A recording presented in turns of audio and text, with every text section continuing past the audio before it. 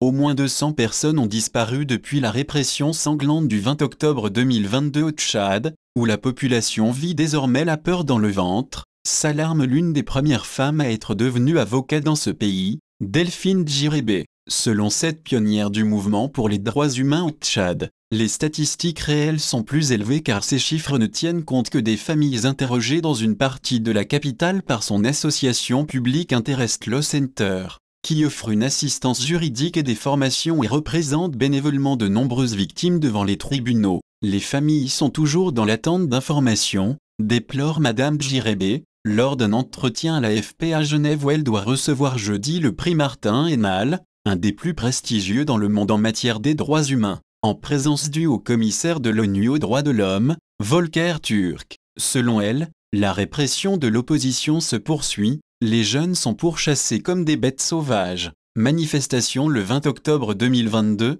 une cinquantaine de personnes ont péri, selon le gouvernement, essentiellement des jeunes tués par Baal N'Djamena par les forces de l'ordre, lors d'une manifestation de l'opposition contre le maintien au pouvoir pour 2 années supplémentaires du président de transition, le général Mahama Idriss Déby Itno. Plus de 600 jeunes tchadiens, dont des mineurs, ont été raflés à N'Djamena lors de cette manifestation, jugés dans un procès de masse, sans avocats ni médias indépendants, après 1 mois et demi de détention. Avec son association, Madame Djirébé collecte des informations auprès des familles. La population est complètement traumatisée, raconte-t-elle, qualifiant son pays de très hostile aux droits humains et au système judiciaire complètement corrompu. Les gens vivent la peur dans le ventre mais avec une grande colère également car des familles sont sans nouvelles de leurs enfants ou ne savent pas où se trouvent leurs dépouilles. Junte militaire selon cette éminente défenseuse des droits humains de 62 ans, qui a obtenu le prix Robert F. Kennedy des droits de l'homme en 2004 et l'Ordre national du mérite français au grade d'officier en 2014.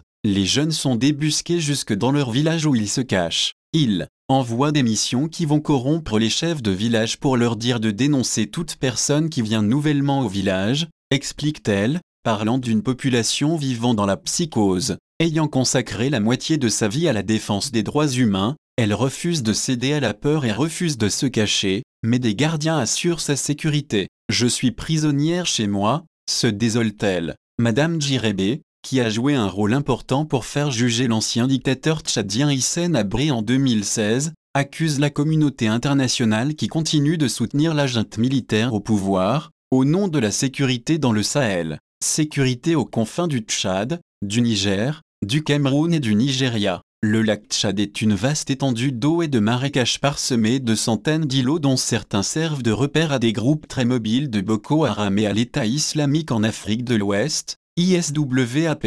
Les djihadistes s'attaquent régulièrement aux armées et aux civils des 4 pays riverains. Pour Madame Djirébé, il est totalement faux de croire que la sécurité dans la région ne peut exister sans gouvernement militaire. Dans un État normal, la sécurité ne dépend pas d'une personne ou d'un système au pouvoir ou de clans, indique-t-elle. Elle souligne également que la lutte contre les djihadistes ne doit pas se faire aux dépens de la population tchadienne. C'est l'état de précarité dans lequel vivent ces communautés qui les rend vulnérables au recrutement des djihadistes, dit-elle, appelant à traiter le mal à la base en offrant à la population de quoi subvenir à ses besoins et de meilleures perspectives.